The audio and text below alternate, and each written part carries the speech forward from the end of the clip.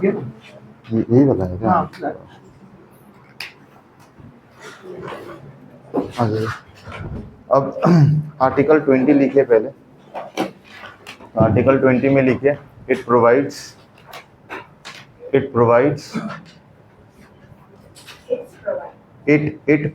It's नहीं होगा, it provide 3 types of protection, 3 type of protection against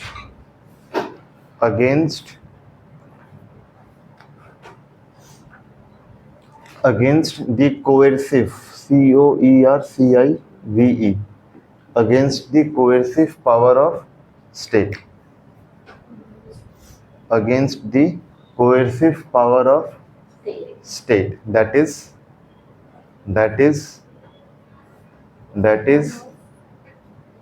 with respect to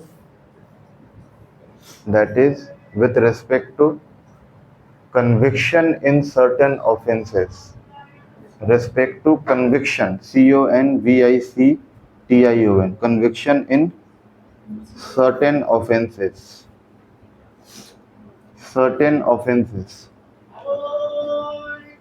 ठीक है। अब इसका मतलब क्या है कि देखो आर्टिकल 20 जो है ना, ये आपको कोई फंडामेंटल राइट गारंटी नहीं करता है। आर्टिकल 20 क्या बोलता है कि जब भी पुलिस या स्टेट आपके साथ कोई फोर्सफुल एक्टिविटी कर रही है, मान लो कि आपको किसी केस में कन्विक्ट कर दिया गया है, ठीक है, तो जब आपका कन्विक्शन हो जाएगा ना, तो उस समय संविधान, उस समय कॉन्स्टिट्यूशन आपको 3 तरह का प्रोटेक्शन प्रोवाइड करता है, ठीक है। अब वो 3 तरह का प्रोटेक्शन आपके लिए इंपॉर्टेंट है एग्जाम के लिए, वो 3 तरह का प्रोटेक्शन लिखते दो। तो आर्टिकल 20 में हमने क्या पढ़ा, कितने टाइप के प्रोटेक्शन दिए जाते हैं?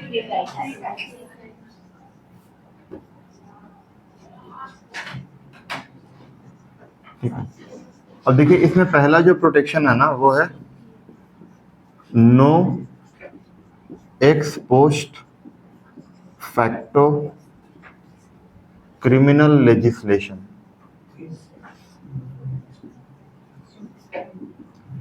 No ex post facto criminal legislation. अब बोलोगे सर ये है क्या?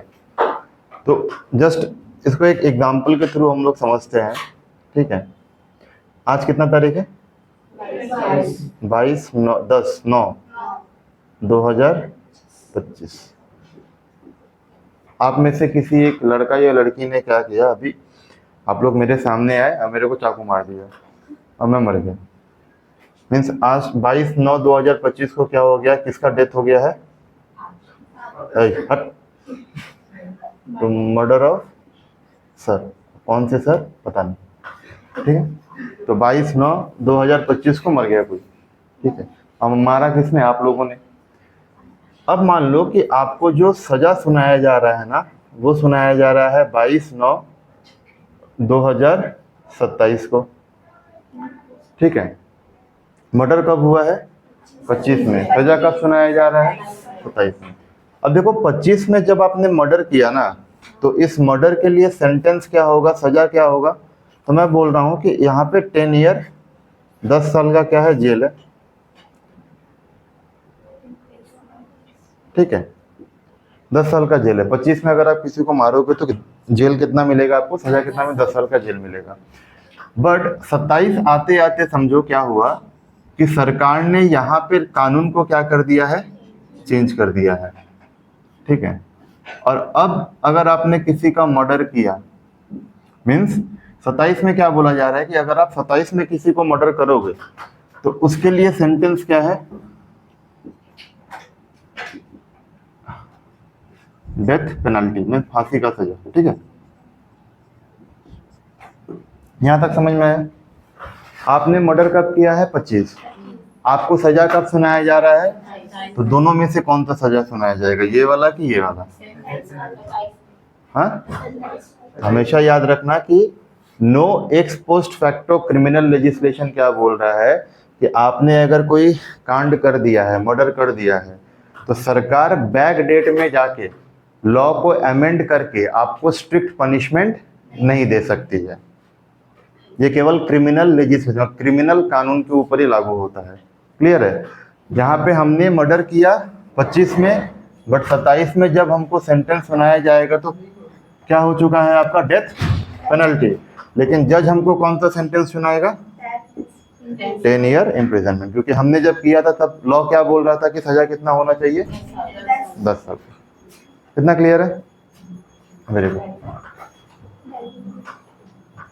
मीन्स पहला फैक्ट समझ में आ गया, no ex post facto criminal legislation. अब दूसरा प्रोटेक्शन क्या दिया गया है, no double jeopardy.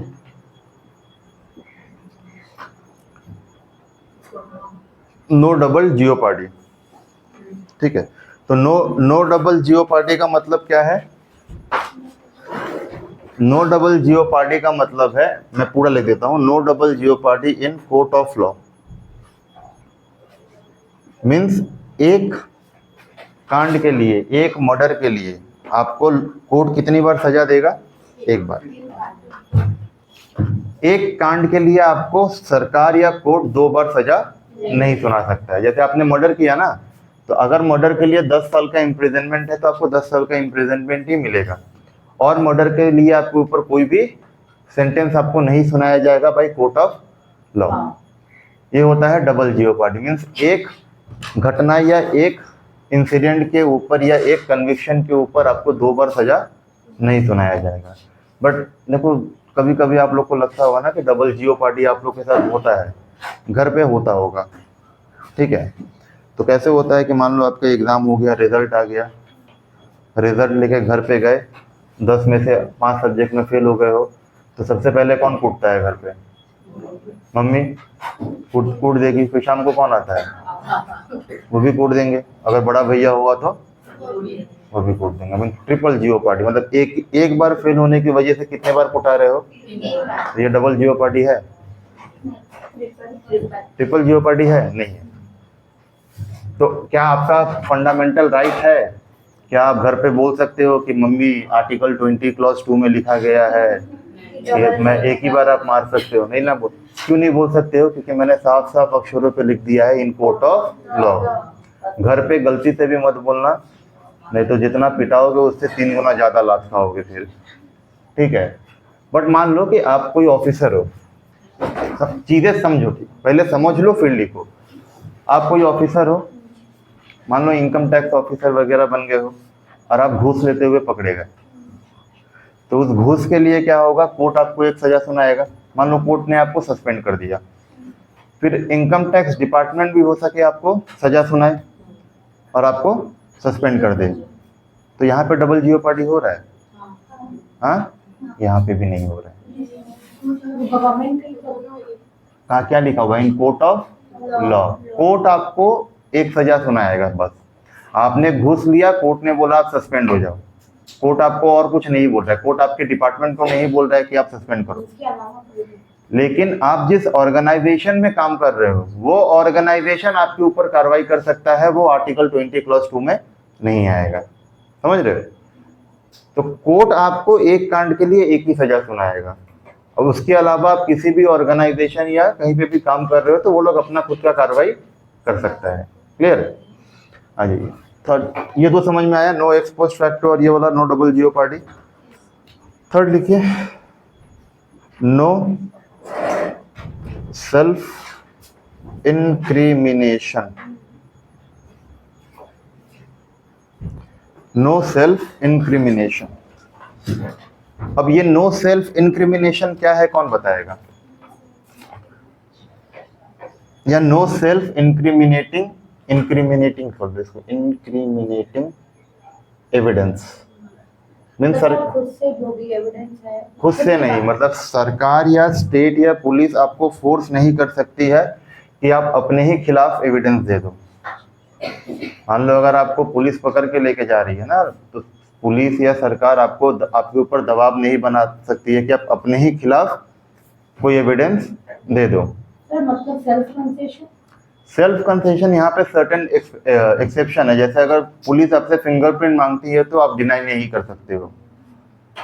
Police blood specimen लेगी तो आप डिनाई नहीं कर सकते हो, तो सर्टेन एक्सेप्शंस आर देयर, लेकिन पुलिस आपसे मुंह से नहीं बुलवा सकती है कि आप बोलो कि आप ही ने ये कांड किया है। इसके ऊपर एक बहुत फेमस फिल्म भी बना है, पता नहीं आप लोगों ने देखा है कि नहीं, स्कैम 2003, देखे हो? उस स्टैम्प पेपर केस के ऊपर जो है अब्दुल करीम तेलगी, तो उसको जब पकड़ता है ना पुलिस, तो पुलिस बड़ा हथकंडा अपनाता है कि भाई कुछ बोल दे, बट उस अब्दुल करीम तेलगी फंडामेंटल राइट बहुत अच्छे से पढ़े थे, उनको पता था कि उनको आर्टिकल 20 क्लॉज 3 मिला हुआ है, जहाँ पे वो खुद के अगेंस्ट एविडेंस नहीं दे सकते हैं, तो कुछ नहीं बोला।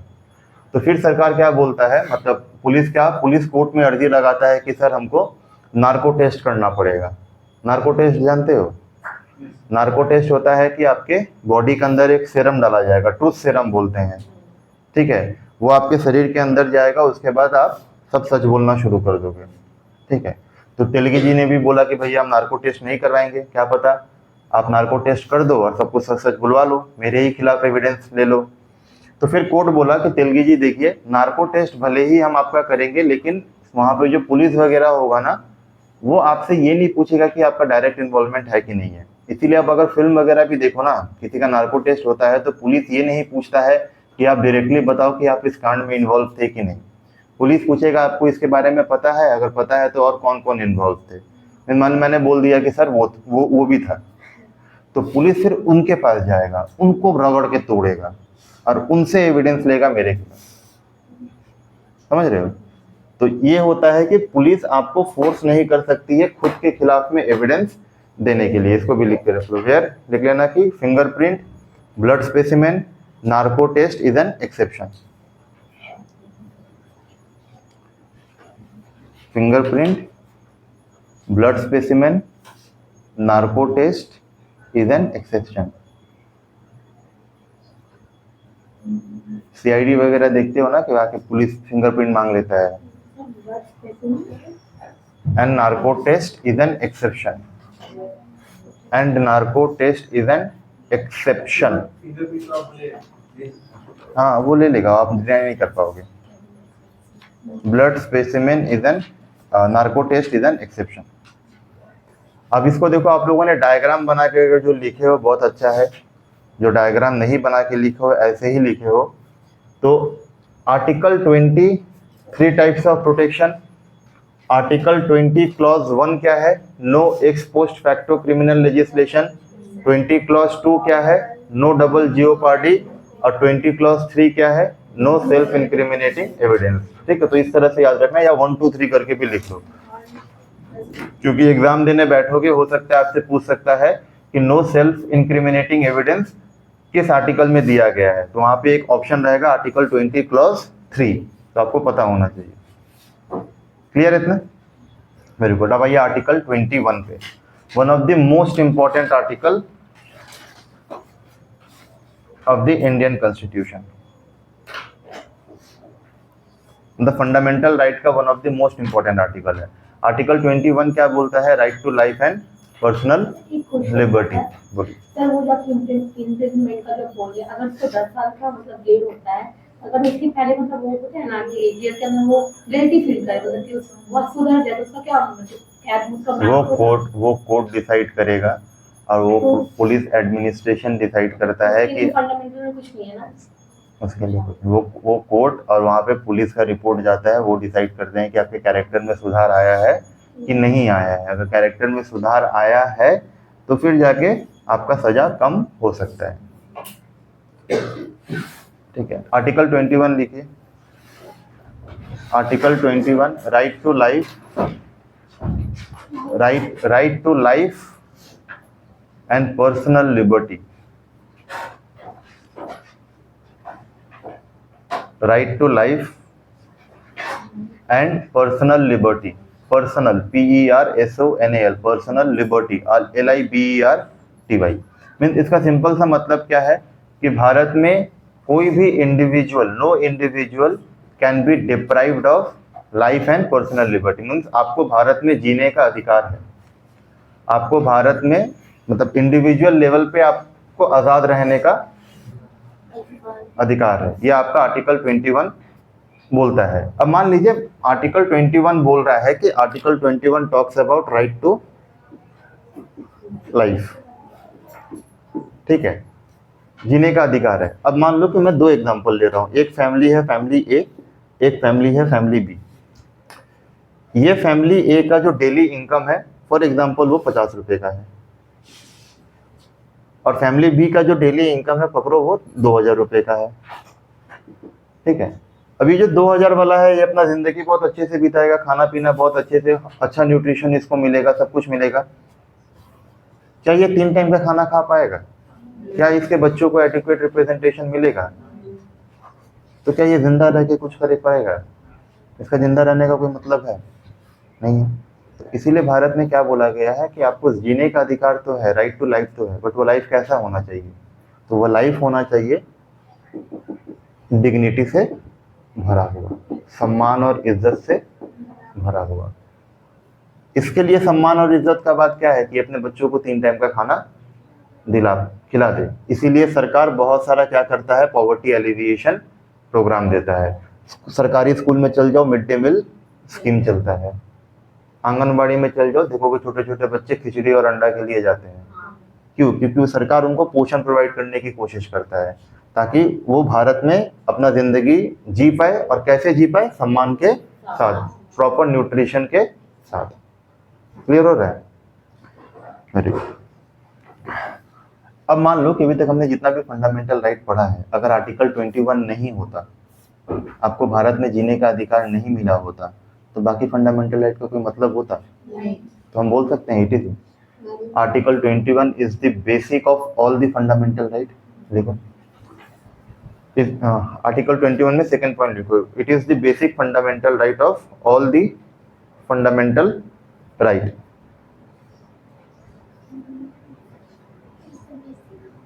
It is the basic fundamental right of all the fundamental right. Mean जितने भी फंडामेंटल राइट है ना, उसमें सबसे बेसिक, सबसे मौलिक फंडामेंटल राइट कौन सा है? आर्टिकल 21। मान लो आर्टिकल 19 हमने पढ़ा, आपको पता है कि आपको बोलने की आज़ादी है, और आप यहीं नुक्कड़ पे खड़े होकर सरकार की आलोचना कर रहे हो, पीछे से पुलिस आके गोली मार के चल गया, क्योंकि आपके पास आर्टिकल 21 नहीं है। तो आर्टिकल 19 का कोई मतलब होता? नहीं होता। बट अभी पुलिस क्यों नहीं मार सकता है? क्योंकि अभी पुलिस को पता है कि हर भारतीय के पास क्या है? आर्टिकल 21। अगर गलती से भी गोली मार दिया तो कोर्ट बैंड बजा देगा। समझ में आ रहा है? ये आपको समझना है। अब आपके हिसाब से राइट टू लाइफ का डेफिनेशन देखो, आर्टिकल देखने में बहुत छोटा है, राइट टू लाइफ, बट हर इंसान के लिए जिंदगी जीने का मतलब अलग होता है। मान लो कि आप बाहर निकले और चारों तरफ बहुत भयंकर एयर पोल्यूशन है, क्या उस तरह का जीवन से आपका राइट टू लाइफ चलेगा? क्योंकि आप बाहर निकलोगे आपको 10 तरह का बीमारी हो जाएगा।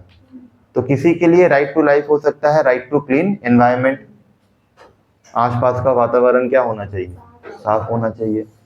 आप मान लो सारा दिन खट रहे हो, काम कर रहे हो, रात को सोने जा रहे हो, तो आपके बगल वाला घर बड़ा बड़ा लाउड स्पीकर में गाना बजा रहा है और आपको सोने नहीं दे रहा है। तो आप अगर आप सही तरह से नहीं सोओगे तो क्या अगले दिन आप सही तरह से काम कर पाओगे? तो क्या right to sleep right to life है? तो बिल्कुल है। तो एक्चुअली में क्या है ना कि सुप्रीम कोर्ट ने क्या किया है, अपने वेरियस जजमेंट के थ्रू राइट टू लाइफ का जो डायमेंशन है ना, वो उसको बहुत बड़ा कर दिया है। इस राइट टू लाइफ के अंदर आपको बहुत सारा डिराइव्ड फंडामेंटल राइट हमें देखने को मिलता है, और वो डिराइव्ड फंडामेंटल राइट के ऊपर क्वेश्चन पूछा जाता है। ठीक है, तो अब हेडिंग क्या दोगे? Derived fundamental right under article 21। समझ में आ रहा है?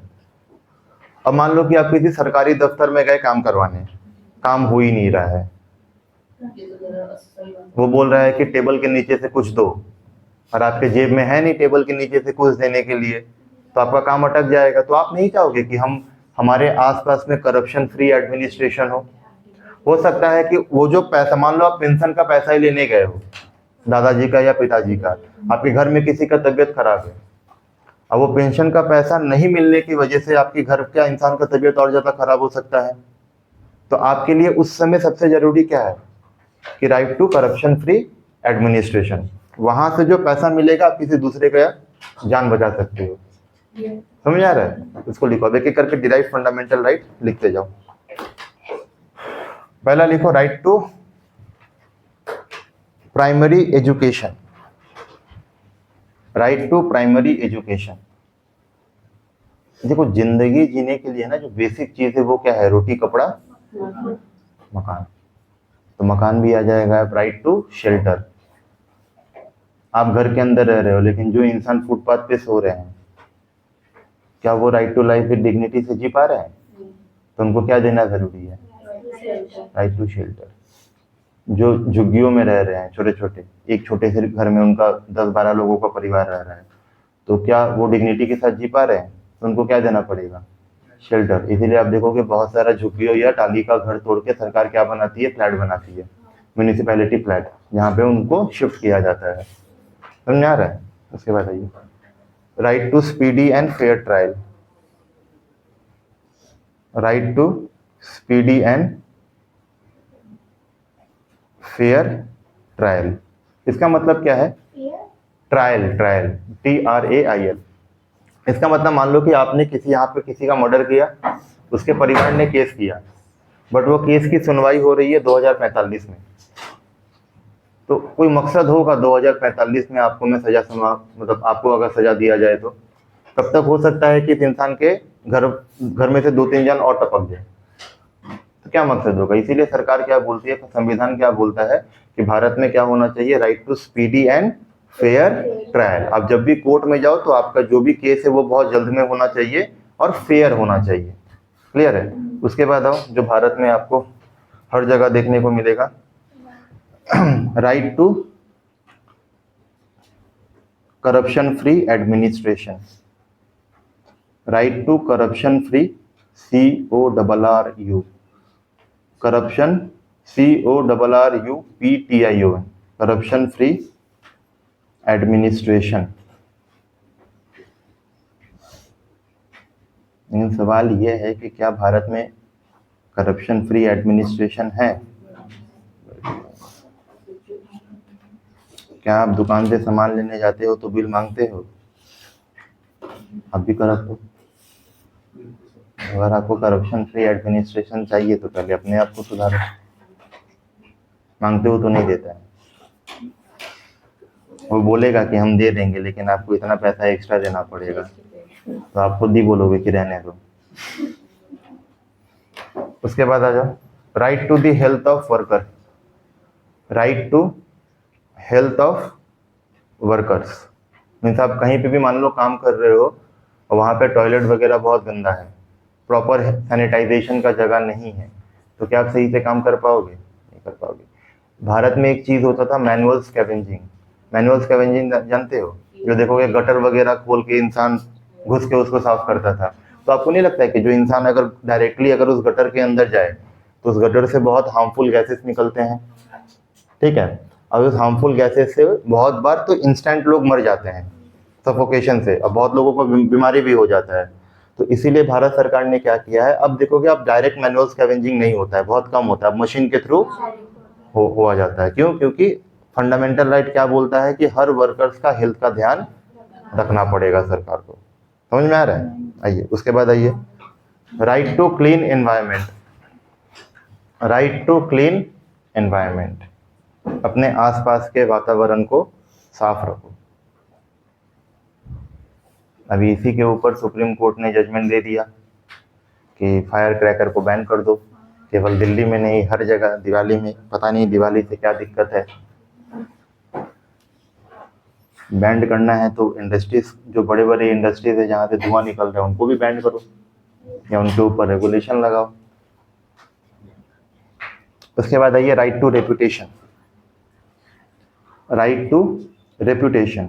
आपका सम्मान, आपका इज्जत, आपका रेपुटेशन, इसको बचाने का भी अधिकार कौन देता है आपको? आर्टिकल 21। देखो इसका बहुत क्लासिक एग्जांपल है, जैसे आप लोग जो बच्चे हो ना, आप लोग सब जेन जी वाले बच्चे हो, ठीक है, मतलब सोशल मीडिया वाले बच्चे जिसको बोला जाता है। सब अपना हर एक इंसिडेंट कहाँ पे डाल दोगे? सोशल मीडिया में। तो मैं आपको क्लासिक केस बताता हूँ, दिल्ली में हुआ था आज से 5-6 साल पहले, लगभग 5-6 साल पहले, न्यूज़ में भी बड़ा आया था। तो एक मेट्रो में ना एक पुलिस ऑफिसर मतलब वो खड़ा हो रहा था तो ऐसे ऐसे करके डोल रहा था। तो उसमें एक लड़की ने क्या किया, उसका वीडियो बना के पूरा सोशल मीडिया में वायरल कर दिया कि पुलिस वाले अगर पी के रहेंगे तो आम सिटीजन का देखभाल कौन करेगा। हर मीडिया चैनल ने चलाया, उस पुलिस वाले की बहुत बेइज्जती हुई, उसको नौकरी से सस्पेंड किया गया। जब इंटरनल इंक्वायरी बैठा ना पुलिस का, तब इंटरनल इंक्वायरी में क्या पता चलता है कि एक्चुअली में उस पुलिस इंस्पेक्टर पिया नहीं था, उसको हार्ट अटैक आ रहा था।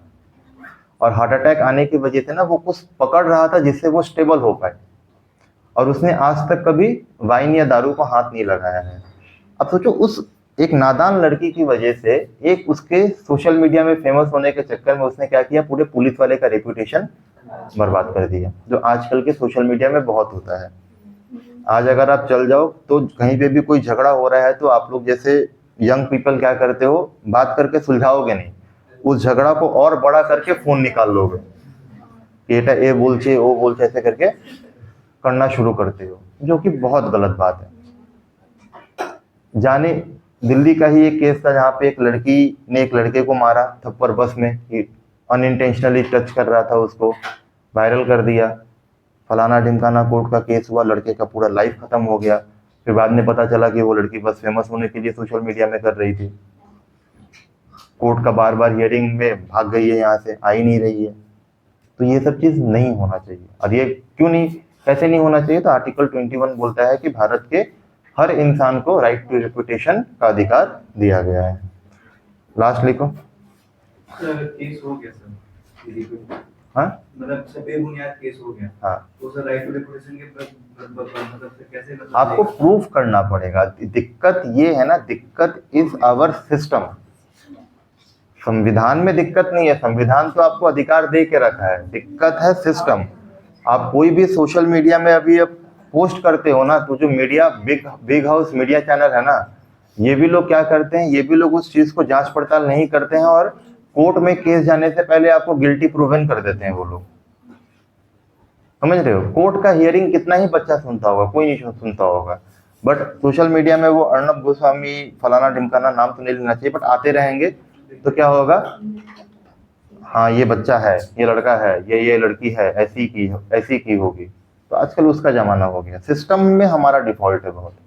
ठीक है, उसके बाद देखो right to privacy, right to privacy, और लास्ट लिखो आपके काम का है right to sleep, right to sleep, सोने का अधिकार। मत बोलना घर पे, मम्मी 5-6 बजे उठाती है ना, अगर बोल दोगे कि फंडामेंटल राइट है, बहुत मारती है, मैं खाया है ना मारी थी, ले बोल नहीं बोल रहे। तो मेरे घर में चलता है कि आपको सूरज का किरण निकलने से पहले उठ जाना है, मतलब सूरज निकलने से पहले आपको उठ जाए। मेरे घर में सब उठ जाते हैं, हाँ 4:30-5 बजे तक हम लोग उठ जाते हैं। ठीक है, सो ऐसे तो पहले हम लोग का टाइम था 10 बजे सो जाने का, बट अभी नहीं हो पाता, थोड़ा प्रेशर वगैरह रहता है, तो 1-1:30 बजता है या 12, जैसे कल ही सुबह उठना ही पड़ेगा, कोई दिक्कत नहीं है, वो आप बॉडी यूज टू हो गया। अब मेरे को आपके जैसा 8 घंटे का नींद नहीं चाहिए, मेरा नींद अभी 5 घंटे में पूरा हो जाता है, तो वो बॉडी ले लेता है आस्ते आस्ते करके। जैसे अभी आप लोग जिस एज में, आप लोग को 8 घंटा सोना ही पड़ेगा, नहीं तो आपका ब्रेन फंक्शन नहीं करेगा। वैसे करके देखो, एक दिन 4 घंटा सो, तो आपका हो चुका है। बाकी लोग जो नहीं सो पा रहे हैं उनको सो के देखिए। और आजकल आप लोग क्यों लेट सोते हो, आपका सबसे बड़ा कारण है फोन। 10 बजे खाना खा लेते हो, 10 बजे खाना खा लोगे, 10:30 बजे बिस्तर पे लेट जाओगे, उसके बाद हाथ में ऐसे फोन रहेगा, और फोन में कुछ नहीं करोगे, ऐसे रहेगा, खाली ऐसे चलता है, ऐसे। क्योंकि मैं देखा हूँ ना घर पे अपने लोग ऐसे चल, और ये ऐसे करते करते कैसे 2 घंटा 3 घंटा निकल जाता है पता भी नहीं चलता है। बट ये सब चीजें मत किया करो, इसका इम्पैक्ट इतना गंदा होता है ना, आप लोग को पता भी नहीं है। आप जब 30-30 सेकंड का रील देखते हो ना, तो आपका ब्रेन वो 30 सेकंड के लायक ही हो जाता है। 30 सेकंड के बाद आपको नया कुछ चाहिए, 45 सेकंड के बाद आपको नया कुछ चाहिए, आपका फोकस पूरा हिला देता है। अब 2 घंटा अगर मैं आपको पढ़ने बोल दूं ना तो आपका ब्रेन नहीं ले पाएगा, क्योंकि आपका ब्रेन को आदत हो चुका है 30 सेकंड और 45 सेकंड का। तो इसको जितना अवॉइड करोगे उतना अच्छा होगा। क्लियर है? अब आइए आर्टिकल 21 क्लॉज ए, या आर्टिकल 21 ए लिखिए। आर्टिकल 21 ए,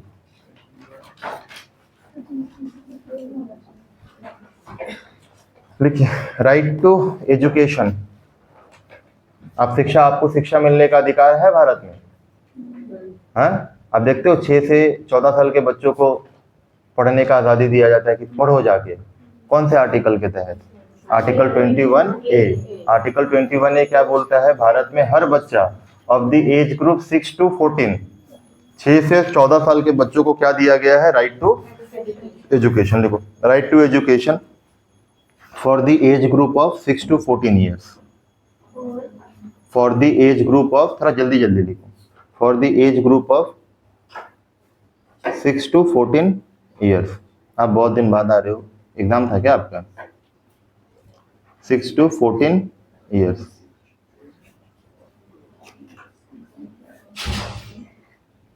फुल स्टॉप। अब देखो, ये जो आर्टिकल है ना, ये शुरू से हमारे कॉन्स्टिट्यूशन में नहीं था, इसको बाद में ऐड किया गया है। और मैंने डे 1 क्लास में आप लोगों को बताया था कि अगर आपको कॉन्स्टिट्यूशन में कुछ ऐड करना है, कुछ रिपील करना है, कुछ प्रोविजन को चेंज करना है, तो क्या करना पड़ता है? अमेंडमेंट। तो यहाँ पे अगर इस आर्टिकल को ऐड किया गया होगा तो जरूर कोई ना कोई अमेंडमेंट होगा, तो लिखो, उस अमेंडमेंट को याद रखना है, स्टार मार्क करके लिखना है इसको, ठीक है? It was added through 86th amendment act 2002। इसको स्टार मार्क करके लिख लेना। 86th amendment act 2002।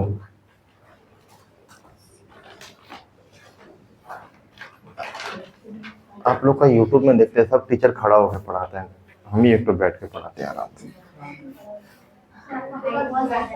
इसीलिए मैं बैठ जाता हूँ। मेरे लिए अच्छा है ना, नीचे है, मेरे को बैठने मिल जाता है। आ जाओ, आर्टिकल 22 लिखिए।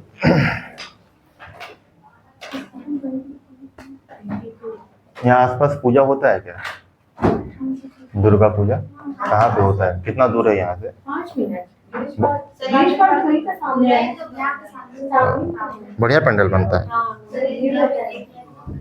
आज ही घूम लेंगे फिर बोल लेंगे हो गया। आर्टिकल 22 लिखो। Provides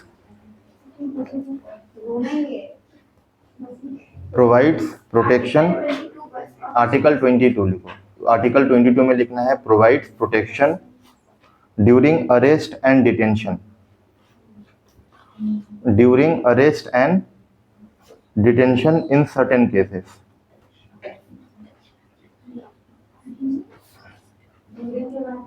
during arrest and detention, DETENTION, arrest and detention in certain cases. अब देखो ये है क्या? तो मान लो पुलिस आई, पुलिस आपको पकड़ के जेल में बंद कर दी, या पुलिस ने आपको डिटेन कर दिया, तो उस केस में क्या होता है? आर्टिकल 22 आपको कुछ तरह का प्रोटेक्शन प्रोवाइड करता है। वो प्रोटेक्शन हमको समझना है, ठीक है? वो प्रोटेक्शन कैसे है समझो।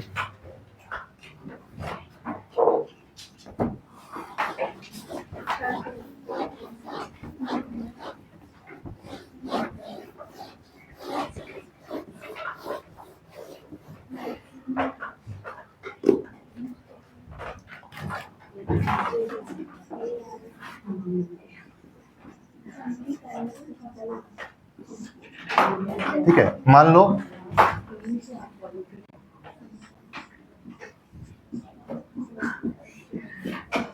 ये कुछ है, इसके हाथ में कुछ तलवार वगैरह ऐसे करके है, और इसने किसी का मर्डर कर दिया,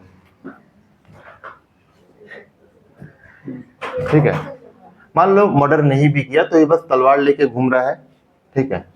यहाँ से एक आया पुलिस,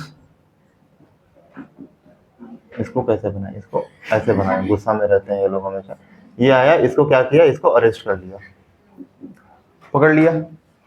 अब देखो, जब पुलिस आके इसको पकड़ेगा ना, तो आर्टिकल 22 पहला राइट क्या बोलता है कि जब पुलिस इसको पकड़ेगा तो इसके पास पूरा राइट है कि ये पुलिस से पूछ सकता है कि सर आपने मुझे किस जुर्म में अरेस्ट किया है, ठीक है, किस वजह से मुझे अरेस्ट कर रहे हो, पुलिस आपको वजह बताएगा। फिर पुलिस जब इसको लेके जाएगा तो ये क्या बोलेगा कि नहीं रुकिए मैं अपने लॉयर से बात करूंगा, तो he has all the right to consult a lawyer, ठीक है। मोरओवर मान लो इसके पास कोई फोन नहीं है, तो ये पुलिस को क्या बोलेगा कि सर आप मेरे को अरेस्ट कर रहे हो, प्लीज मेरे फ्रेंड या फैमिली को इस बारे में इंफॉर्मेशन दे दो। तो ये पहला अधिकार आपको दिया गया है अंडर आर्टिकल 22(1), ठीक है, कि if a person is arrested, लिखो ऐसे लिखो, no person who is being arrested, no person who is being arrested, थोड़ा जल्दी जल्दी हाथ चलाना, no person who is being arrested shall be detained in custody, no person who is being arrested shall be detained in custody without detained, DETAINED, detained in custody without informing him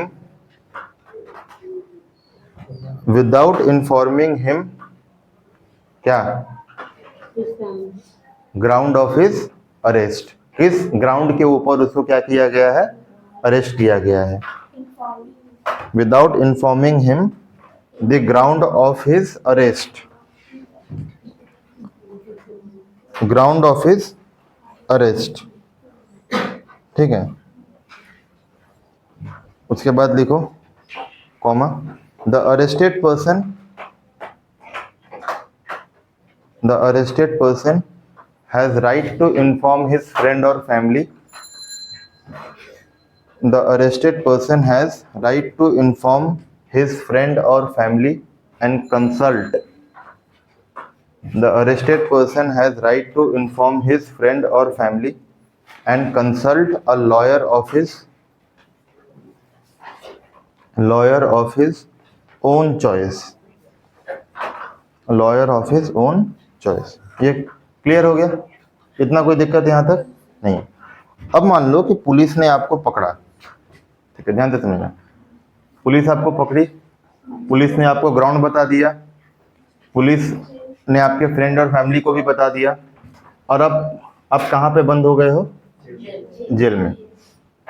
तो जैसे ही police आपको jail में बंद करेगी ना, तो दूसरा right क्या बोलता है कि 24 घंटे के अंदर, विदिन 24 आवर, पुलिस आपको क्या करेगी, जुडिशियल मजिस्ट्रेट के पास लेकर जाएगी। 24 घंटे के अंदर ही आपको कहाँ पे लेके जाना है, जुडिशियल मजिस्ट्रेट के अंदर, ठीक है। अब मान लो कि ये जो इंसान मैंने बनाया है ना, कि नॉर्मल इंसान नहीं है, ये भारत का बहुत फेमस डॉन वीरप्पन का नाम सुने हो, नहीं सुने हो, समझो ये वीरप्पन साउथ का बहुत बड़ा डॉन था, जंगलों में रहता था, साउथ का वेस्टर्न घाट का जंगल, ठीक है, हेवीली फॉरेस्टेड।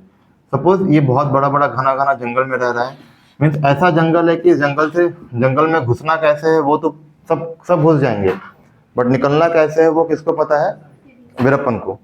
अब मान लो पुलिस ने इसको जंगल में पकड़ लिया, ठीक है, अब जंगल में पकड़ लिया, जंगल से बाहर निकलने में ही इसको 3 दिन लग गया, बट हमने अभी क्या पढ़ा कि जैसे ही अरेस्ट हो गए 24 घंटे के अंदर आपको कहाँ प्रेजेंट करना पड़ेगा, तो 24 घंटे से तो ज्यादा लग गया जंगल से बाहर निकलने में, फिर क्या होगा, तो इसीलिए संविधान में लिख दिया गया है 24 आवर्स के अंदर कहाँ प्रेजेंट करना पड़ेगा, excluding the time of journey, excluding the time of journey मतलब जंगल से बाहर निकाल के जेल तक लाने तक, पुलिस थाने तक लाने तक जो समय लगा है उसको निकाल दो। पुलिस थाने में जैसे आप आ जाओगे उसके बाद कितना घंटा, 24 घंटा। क्लियर है, तो ये दूसरा राइट है, क्लियर हो रहा है, वेरी गुड। इसको लिखना कहता है कैसे है, the arrested person shall be presented, या the arrested person shall be produced before the nearest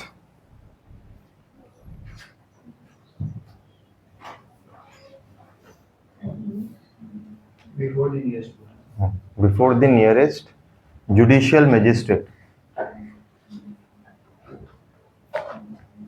कितने घंटे के अंदर? Within 24 hour excluding the time of journey. Judicial magistrate within 24 hours excluding the time of journey.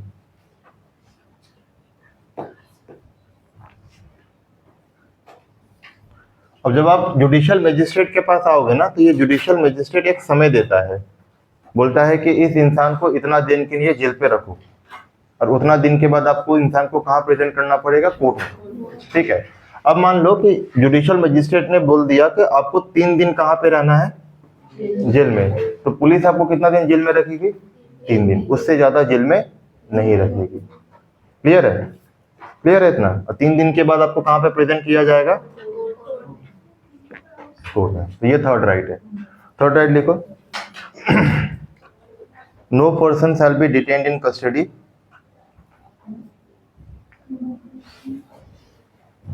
no person shall be detained in custody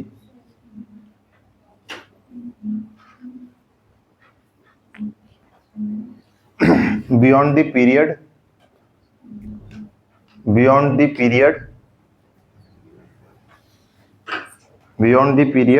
for which detention was authorized by magistrate, for which detention was authorized by magistrate।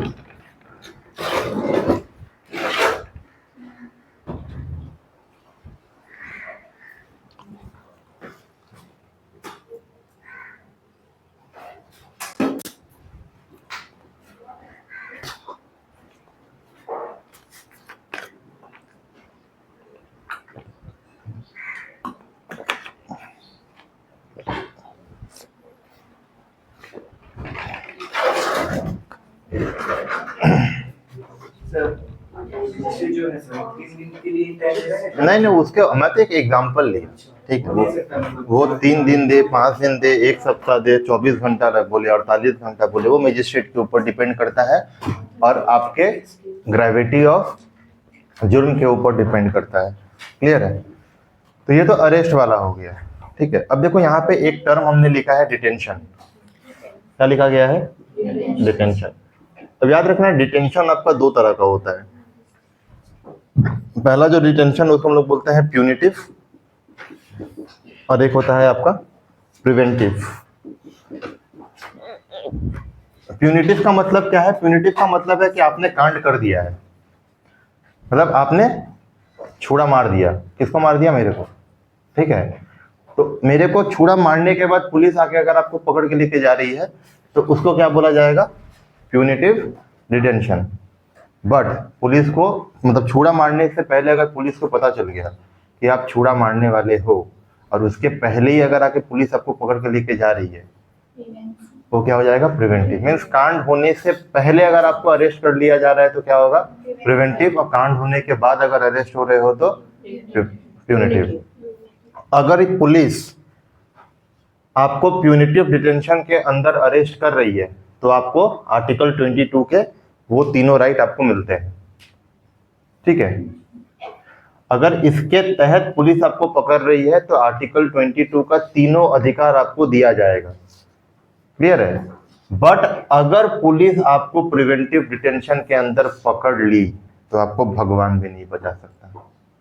क्यों नहीं बचा सकता? क्योंकि article 22 का right आपको नहीं मिलेगा। कहाँ गायब रहोगे साल 2 साल के लिए, किसी को नहीं पता। कोई चार्जशीट फाइल नहीं होगा, कुछ नहीं होगा।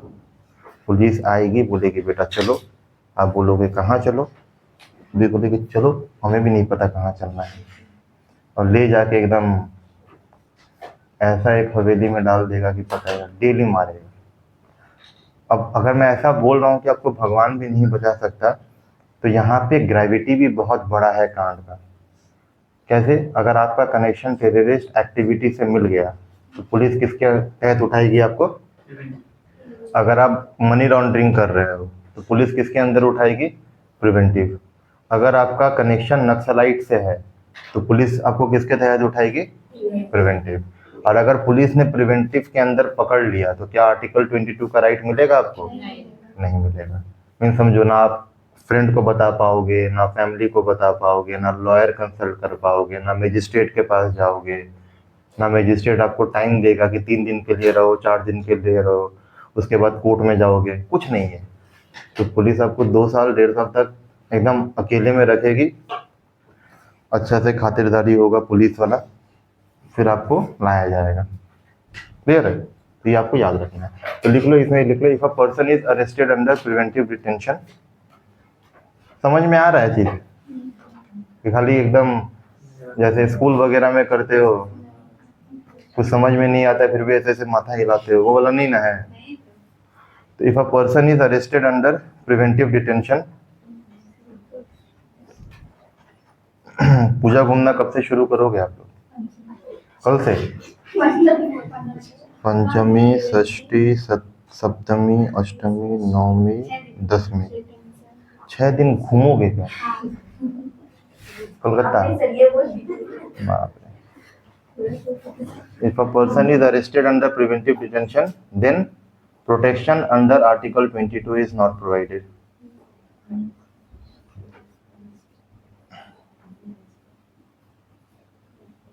Protection under Article 22 is not provided. तो Article 22 पूरा समझ में आया?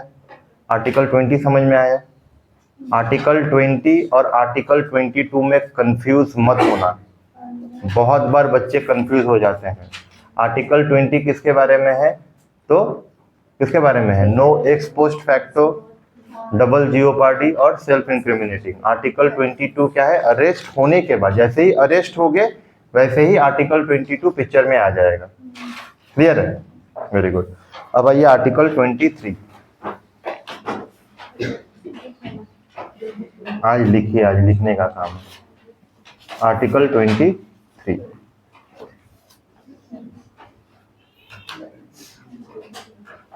इसको लिखो, देखो, it prohibits, article 23 prohibits, article 23 prohibits traffics in human being, traffics in human being, TRAFFICS, traffics in human being, comma, begar, BEGAR, begar, और any other form of forced labour, और any other form of forced labour, form of forced labour, FORCED, forced labour. ठीक है, अब ये है क्या समझो। Article 23 क्या बोलता है कि भारत में ह्यूमन ट्रैफिकिंग नहीं होना चाहिए। ह्यूमन ट्रैफिकिंग समझते हो? मानव तस्करी जिसको बोला जाता है, मतलब बच्चे और महिलाएं, खास करके इनका ट्रैफिकिंग होता है। तो बच्चे और महिलाओं को एक जगह से दूसरे जगह बेच दिया जाता है, तो वो भारत में नहीं होना चाहिए। क्यों बेच दिया जाता है? तो बहुत रीजन है। अगर आप बच्चों को देखो तो बच्चे क्या है ना कि आजकल अगर आप फैमिली देखो तो पहले क्या होता था, पहले बहुत बड़े बड़े फैमिली होते थे, जॉइंट फैमिली होते थे, तो लोग आपस में मिलके काम करते थे। अब आजकल हो गया है आपका न्यूक्लियर फैमिली, जहाँ पे husband is earning, wife is earning, और घर का देखभाल करने के लिए कोई नहीं है। अब आपको आया चाहिए, आपको काम करने वाला या काम करने वाली चाहिए। अगर आप एक एडल्ट को लेकर आओगे तो वो पैसा वैसे ही डिमांड करेगा, तो बच्चे को भेजा जाता है, क्योंकि बच्चे कम खर्चा में भी मिल जाएंगे और काम भी सही से करते हैं। एक तो हो गया ये घर का काम करवाने के लिए, और एक हो जाता है उनका सेक्सुअल अब्यूज बच्चों का। ठीक है, same goes for the woman. तो वुमेन का भी हो जाएगा कि आपका घर का काम और सेक्सुअल अब्यूज। ठीक है, जैसे बहुत सारे आप देखोगे रेड लाइट एरिया होते हैं हर जगह, हर स्टेट में है। तो उस स्टेट में आप जब जाओगे ना, ऐसे महिलाएं जो रहती है वहाँ पे, मतलब जब उनसे आप बात करोगे, मिलोगे ना, तो आपको समझ में आ जाएगा कि मतलब बहुत लोग तो मजबूरी में करते हैं, क्योंकि उनको एक जगह से दूसरे जगह भेज दिया गया है फॉर देयर सेक्सुअल अब्यूज। तो ये 2 कारण के वजह से ह्यूमन का ट्रैफिकिंग होता है, खास करके किसका? बच्चों और महिलाओं का। और कहाँ पे सबसे ज्यादा होता है? वेस्ट बंगाल, झारखंड, बिहार पे भी बहुत कम है। वेस्ट बंगाल और झारखंड, उड़ीसा, झारखंड, उड़ीसा और बंगाल एकदम टॉप लिस्ट पे है। ठीक है। बेगर क्या हो गया? बेगर हो गया आपका एक तरह का बॉन्डेड लेबर, जहाँ पे आप काम कर रहे हो लेकिन काम करने के बाद भी आपको पैसा नहीं दिया जा रहा है, तो वो भी भारत में नहीं होना चाहिए। तो आर्टिकल 23 समझ में आया कि ह्यूमन ट्रैफिकिंग और बेकार वाला चीज भारत में नहीं होना चाहिए। फोर्स्ड लेबर आपको जबरन या जोर जबरदस्ती कोई काम नहीं करवा सकता है। क्लियर है? आइए आर्टिकल 24।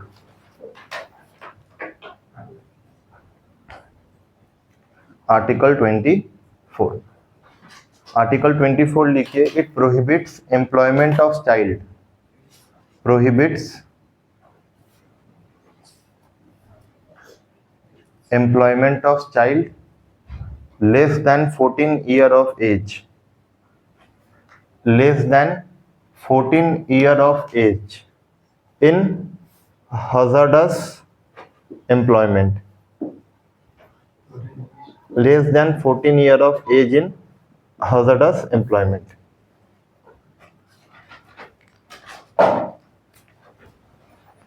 Means hazardous employment। अब देखो आर्टिकल 24 देखने से ही पता चल गया होगा आप लोगों को किसके बारे में बात करता है, तो चाइल्ड लेबर के बारे में, कि भारत में आपको चाइल्ड लेबर प्रैक्टिस नहीं करना है। चाइल्ड का डेफिनेशन देखो बहुत वेग है, अलग अलग लॉ में, अलग अलग कानून में आपको चाइल्ड का डेफिनेशन अलग अलग मिलेगा। बट हमारा संविधान क्या बोलता है कि less than 14 year of age, अगर किसी बच्चे की उम्र 14 साल से कम है तो वह बच्चा किस में आता है? चाइल्ड में आता है। और उस तरह के बच्चे को आप कभी भी कोई हैजर्डस एम्प्लॉयमेंट में काम मत दो। जैसे मान लो कि मैं 2 एग्जांपल देता हूँ, बातचीत ना करो, बातचीत ना करो, ठीक है, बातचीत मत करिए। मैं सप्ताह में 1 दिन आता हूँ, वो भी 1.5 घंटे के लिए, और वो 1.5 घंटा भी कम पड़ता है मेरे को, ठीक है। तो शांति से बैठिए, 1.5 घंटा बाद अगर बात करने का मन करे तो बोलिए, मैं भी बैठा रहूँगा, आप भी बैठिए, बात करते हैं, बट 1.5 घंटा तक बातचीत ना। तो मैं क्या बोल रहा हूँ कि less than 14 year of age क्या होना चाहिए? हैजर्डस एम्प्लॉयमेंट में उनको काम मत दो ना। जस्ट इमेजिन कि आप कोई बच्चे को सीमेंट फैक्ट्री में काम देते रहे हो, तो सीमेंट के डस्ट से क्या होता है? आपका सिलिकोसिस होगा, ब्रोंकाइटिस हो जाएगा। अब एक 14 साल के बच्चे को अगर उस तरह का बीमारी हो जिसके पास अभी पूरा जीवन सामने पड़ा हुआ है, तो आपको नहीं लगता है कि ये कहीं ना कहीं आर्टिकल 21 का सीधा वायलेशन है, right to life with dignity? उसी तरह अगर आप किसी एक बच्चे को जूट फैक्ट्री में अगर आप काम पे लगा रहे हो, तो जूट का जो फाइबर होता है ना, उससे आपको कैंसर भी हो सकता है। तो आप बच्चे को एक्सपोज कर रहे हो कैंसर की तरफ। जैसे अभी दिवाली आने वाला है ना, तो न्यूज़ वगैरह फॉलो करना। दिवाली में एक जगह बहुत हर साल न्यूज़ में रहता है, वो है आपका शिवाकाशी। शिवाकाशी कहाँ पे है? तमिलनाडु में। फुलझड़ी वगैरह छोड़ते हो? कभी फुलझड़ी का पैकेट ध्यान से देखने का कोशिश किए हो कि फुलझड़ी जो होता है वो कितना टाइटली पैक्ड होता है अंदर?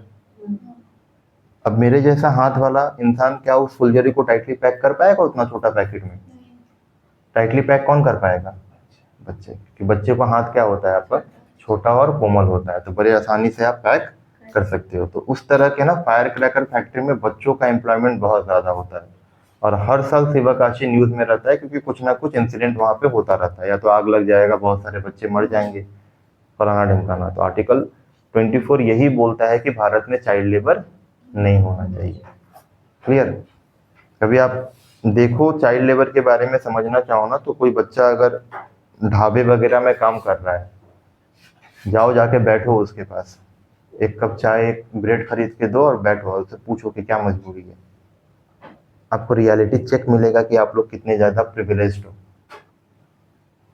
आप लोग जिस उम्र में हो ना, बहुत लोगों को लगता होगा कि हम, मेरे ज़िंदगी में बहुत प्रॉब्लम्स है, बहुत तकलीफ में गुजर रहा है, बाकी तो ये लोग अच्छे हैं, मेरे पास फ़ोन नहीं है, सर आईफोन चला रहे हैं, ये चला रहे हैं, वो चला रहे हैं, बहुत लोगों के मन में आता होगा। बट कभी जाके पूछो उनसे, तब आपको रियलाइज़ होगा कि आपका प्रॉब्लम उनके प्रॉब्लम के सामने कुछ भी नहीं है। आप लोग बहुत ज़्यादा प्रिविलेज्ड इंसान हो, ठीक है। तो भारत में मतलब जब भी कुछ बड़े बन जाओ, कमाने लगो अच्छा खासा, तो हमेशा अपने आसपास के समाज में देखना कि कोई अगर गरीब बच्चा है या कुछ उस तरह के प्रॉब्लम में है ना, तो हमेशा उसको आगे बढ़ाने की कोशिश करते रहना। बोलो सर, ये खाली 14 साल का रहेगा, 16 साल का रहेगा? डेफिनेशन क्या बोला गया है, less than 14 year of age. ठीक है, अब आ जाइए आर्टिकल 25। आर्टिकल 25 देखो, बहुत इसमें बहुत सारी चीजें हैं, मैं उस चीजों में नहीं घुस रहा हूँ। ठीक है, जैसे आप ये भी बोल सकते हो कि सर मान लीजिए कि फैमिली बिजनेस है, पापा का दुकान है, तो उस दुकान पे अगर हम जाके काम कर रहे हैं तो वो भी चाइल्ड लेबर होगा क्या? वो भी होगा। कैसे होगा? अगर आप अपना पढ़ाई लिखाई छोड़ के अगर जाके दिन भर काम कर रहे हो। एक एक्ट बनाया गया है, चाइल्ड लेबर प्रोहिबिशन एक्ट। उस एक्ट में बोला गया है कि after your school work, school खत्म होने के बाद आप फैमिली एंटरप्राइज में जाके काम कर सकते हो। बट फैमिली का डेफिनेशन नहीं दिया गया है। फैमिली का डेफिनेशन इज वेरी मच वेग। अब आपके पापा आपको जैसे ट्रीट करेंगे, क्या आपके फूफा और मामा उसी तरह ट्रीट करेंगे? इसीलिए बहुत सारे फूफा और मामा की दुकान में भी भांजे और भतीजे का एक्सप्लॉयटेशन होता रहता है, क्योंकि डेफिनेशन बहुत क्या है, वेग है। जैसे कोई बच्चा चाइल्ड आर्टिस्ट देखते हो, फिल्म में काम कर रहा है, टीवी सीरियल में काम कर रहा है, तो वो भी तो एक तरह का चाइल्ड लेबर है ना। तो वो कब करेगा? स्कूल खत्म करने के बाद। स्कूल खत्म करने के बाद जो भी टाइम बच रहा है उसमें आके आप शूटिंग वगैरह करो, सब करो, तो वो चाइल्ड लेबर के अंदर नहीं आएगा। क्लियर है इसमें? अब भाई आर्टिकल 25,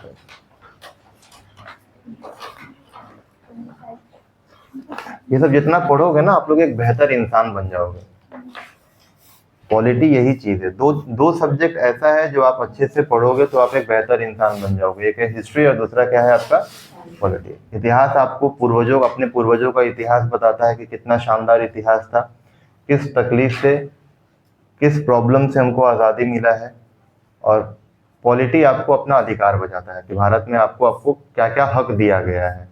तो ये दो पिलर है एक बेहतर इंसान बनने के लिए। आइए आर्टिकल 25 लिखिए। It guarantees to every individual, it guarantees to every individual, it guarantees to every individual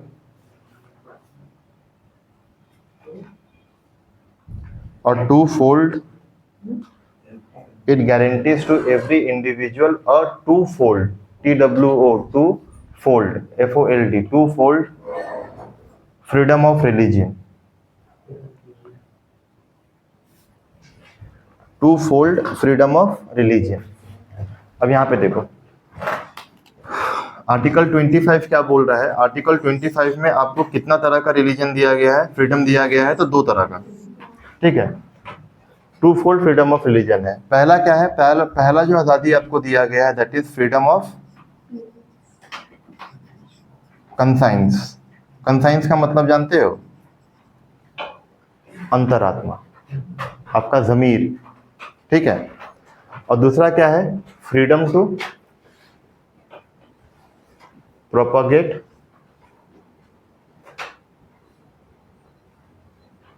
profess,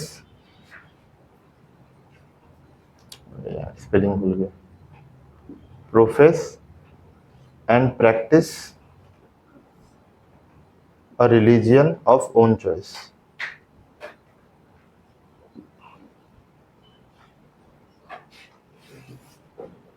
ठीक है, तो ये दो तरह का आज़ादी आपको दिया गया है under article 25। Freedom to profess, propagate and practice a religion of one's own choice. अब कुछ समझ में नहीं आया होगा क्या है, नहीं है, समझना पड़ेगा। अब मान लो फ्रीडम ऑफ कंसाइंस क्या बोलता है कि आप अपने अंतरात्मा मीन्स अपने अंदर किस भगवान को पूछते हो वो आपका पर्सनल मैटर है। ठीक है, कोई हो सकता है शिव जी को मानता है, कोई हो सकता है विष्णु को मानता होगा, कोई दुर्गा माता को मानता होगा। तो मानने से पहले क्या करते हो आप? उनको अपने अंदर भगवान मानते हो। ठीक है, अब मान लो कि ये जो डस्टर है ना, फॉर एग्जाम्पल इस डस्टर के ऊपर बहुत ज़्यादा आपको ट्रस्ट हो गया, आस्था डेवलप हो गया, तो आप क्या करोगे? इसको भगवान मानना शुरू करोगे। और कहाँ मानना शुरू करोगे? तो अपने अंदर, अपने कंसाइंस में। एक बार आपने इस डस्टर को भगवान मान लिया तो फिर आप क्या सोचोगे कि ये डस्टर जैसे मेरे को हेल्प कर रहा है, ये डस्टर आप लोग को भी हेल्प करे। और आप लोग को हेल्प करने के लिए पहले आपको इस डस्टर के बारे में जानना पड़ेगा कि ये भगवान है, ये पावरफुल है। तो उसके लिए आपको क्या करना पड़ेगा, इस डस्टर के बारे में प्रचार करना पड़ेगा, प्रोफेस। इस डस्टर को प्रोपोगेट करना पड़ेगा, लोगों तक पहुंचाना पड़ेगा। इस डस्टर में जो भी रिचुअल्स है वो आपको क्या करना पड़ेगा, प्रैक्टिस करना पड़ेगा। यह है आपका आर्टिकल 25। तो आप एक अंदर है, फ्रीडम ऑफ कंसाइंस क्या है, अंदर। अंदर आप जिसको बाहर भगवान मान रहे हो, उसी को बाहर आप क्या कर रहे हो, प्रचार प्रसार कर रहे हो, profess, practice, propagate and practice. Clear हो गया ये। अब मान लो कि अंदर आप किसको भगवान मान रहे हो, क्या उसको रेगुलेट किया जा सकता है, उसको कंट्रोल किया जा सकता है? नहीं किया जा सकता है। लेकिन बाहर उस भगवान का जो आप प्रोफेस, प्रैक्टिस और प्रोपोगेट कर रहे हो, क्या उसको रेगुलेट किया जा सकता है? क्या करते ही ना है। जैसे मान लो रामनवमी वगैरह के समय सरकार बोल देती है तलवार लेके मत निकलो, ये लेके मत करो। उनके कुछ पर्व में बोल देगी कि आप ये मत करो, वो मत करो। सरकार बेसिकली कर क्या रही है, आपका प्रोफेस, प्रैक्टिस एंड प्रोपोगेट को थोड़ा रेगुलेट कर रही है। लेकिन अंदर आप राम को मानते हो, सरकार आके आपको ये नहीं बोलेगी कि आप राम को क्यों मानते हो, मत मानो। तो इसका मतलब क्या है, यहाँ पे फ्रीडम ऑफ कंसाइंस जो आपको दिया गया है, ये आपको एब्सोल्यूट टर्म में दिया गया है। मीन्स ये freedom of conscience comes without any restriction, कोई भी रेस्ट्रिक्शन नहीं है। जिसको भगवान मानना है मानो, ये आपका आंतरिक मामला है, ये आपके कंसाइंस का मामला है। क्लियर है? Very good. इतना क्लियर हो गया?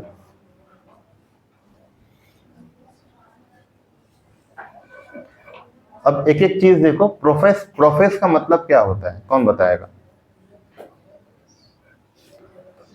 प्रोफेस का मतलब क्या होता है? प्रोफेस का मतलब होता है स्पेल आउट। अपने धर्म के बारे में आप लोगों को बोल रहे हो, अपने धर्म के बिलीफ के बारे में आप लोगों को क्या कर रहे हो, बता रहे हो। ये हो गया क्या, प्रोफेस। प्रोपोगेट का मतलब या प्रैक्टिस का मतलब क्या होता है? जैसे मान लो कि रिचुअल्स वगैरह जो भी है आपके ट्रेडिशन में, उसको आप क्या कर रहे हो, तो प्रैक्टिस कर रहे हो। जैसे मैं एक एग्जांपल देता हूँ कि अगर आप ये देखो, मुस्लिम्स को देखो, ठीक है, तो मुस्लिम्स में आपका बुर्खा ट्रेडिशन चलता है, बुर्खा पहन के घूमना है। तो सरकार बोलती है आप घूमो, कोई दिक्कत नहीं है। बट सरकार ने रेगुलेट कहाँ पे किया है, स्कूल्स में। सरकार ने रेगुलेट कहाँ पे किया है, स्कूल्स में। और कहाँ पे किया है कि अगर आप कोई बड़ा एग्जाम देने जा रहे हो, गवर्नमेंट एग्जाम, तो आप वहाँ पे बुर्का पहन के, रेगुलेट कर दिया ना। अब तो कॉलेजेस में भी हो गया। सर ये रेगुलेशन क्यों हो रहा है? मान लो एग्जाम देने जा रहे हो, तो वो एग्जाम में 10 लाख 20 लाख बच्चे दे रहे हैं। हो सकता है कि आपका जो ट्रेडिशन है, उस ट्रेडिशन का कोई तीसरा इंसान मिसयूज करके चीटिंग कर ले, और उस चीटिंग करने की वजह से बाकी 10 लाख का भविष्य क्या हो जाए, खराब हो जाए। तो लार्जर कॉज है, और लार्जर कॉज है तो क्या करना पड़ेगा, इस चीज को रेगुलेट कर दो। बुर्का पहनना आप पहनो, कोई दिक्कत का बात नहीं है, लेकिन कुछ जगह पे आप पहन के नहीं जा सकते हो। जैसे पहले जागरण का कंसेप्ट चलता था, पता है जागरण अभी होता है, लेकिन नवरात्र के समय होता था। तो पहले जागरण क्या था ना, सारा रात होता था। अभी भी होता है, लेकिन नहीं होना चाहिए, इट इज अ बैन। अब अगर कोई कंप्लेन कर देगा तो आके डेक वगैरह लेके चला जाएगा। अब बहुत कम हो गया, पहले रात भर चलता था जागरण, अब बहुत मजा भी आता था, ठीक है, बहुत। लेकिन इससे प्रॉब्लम क्या था ना, कि मान लो राइट टू स्लीप आपका अधिकार है, आर्टिकल 21। अब मान लो कि आपके घर में कोई इंसान बेड पे है, उसको हार्ट अटैक आया है, कोई सीनियर आदमी है, आजकल पे लटका हुआ है, वो जागरण चल रहा है, रात को 3 बजे जयकारा लगता है, जोर से बोलो, और यहाँ पे ये तो लॉस किसका होगा, आपका। मोरोवर नींद किसका खराब होगा, तो that need to be regulated. अब क्या हो गया है, अब माता की चौकी होता है, जो सुबह से करो, शाम के रात के 10 बजे तक क्या करो, लाउड स्पीकर बंद कर दो। आज जितने भी पूजा पंडाल वगैरह में देखो, 10 बजे के बाद स्पीकर बजता है। Regulated practice. क्लियर हो रहा है चीजें? तो कैसे सरकार रेगुलेट करती है हर वो चीज को। प्रोपोगेट का मतलब क्या होता है, अपने धर्म को स्प्रेड करना या बताना। अब कैसे स्प्रेड करोगे? किताब हो गया, स्पीच ऑर्गेनाइज करो, कल्चरल प्रोग्राम ऑर्गेनाइज करो। जैसे मान लो कि आप मेला वगैरह अगर यहाँ लगता होगा तो देखोगे कभी कभी मेला में क्या होता है, जो क्रिश्चियन होते हैं ना फ्री में बाइबल बांटते हैं। तो वो बाइबल क्यों बांट रहे हैं? क्योंकि अपने वो धर्म को क्या कर रहे हैं? प्रोपागेट कर रहे हैं, लोगों तक पहुंचा रहे हैं। हावड़ा स्टेशन के नीचे जाओ, भगवत गीता लेके खड़े रहते हैं इस्कॉन वाले। क्यों ले खड़े हैं? Because they are propagating their religion under article 25 के तहत। तो ये है आपका आर्टिकल 25। समझ में आया लोग सबको? तो आर्टिकल 25 में कितने तरह का राइट है? 2। पहला क्या है? कंसाइंस का मतलब क्या है कि आप हमेशा सोचो अंदर किसको भगवान मान रहे हो। अब अंदर आपने जिसको भगवान मान लिया, फिर आप क्या करोगे? उस भगवान के बारे में प्रचार प्रसार करोगे। Means profess, propagate and practice.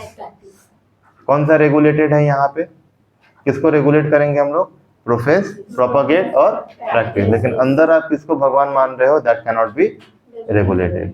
ऐसे एग्जाम देने जाओगे, शिव जी का पूजा कर रहे हो, ठीक है, एग्जाम पढ़ रहे हो, एग्जाम नहीं निकलेगा तो अंदर भगवान चेंज कर लोगे, शिव से विष्णु जी में आ जाओगे।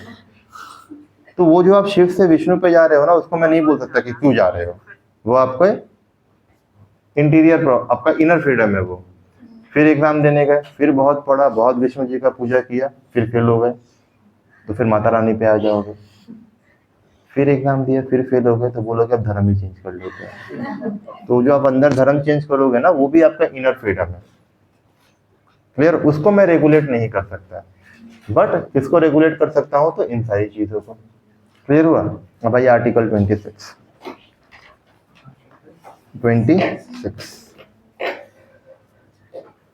हे राम जी,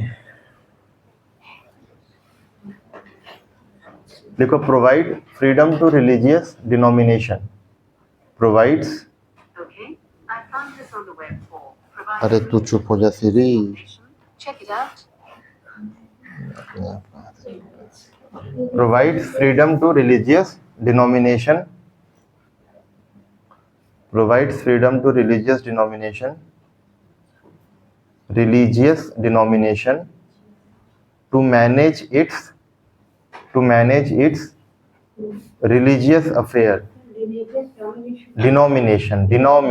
Denomination का मतलब होता है ग्रुप, ठीक है।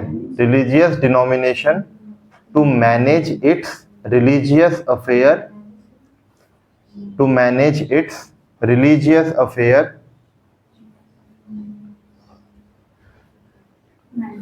manage its religious affair subject to public order,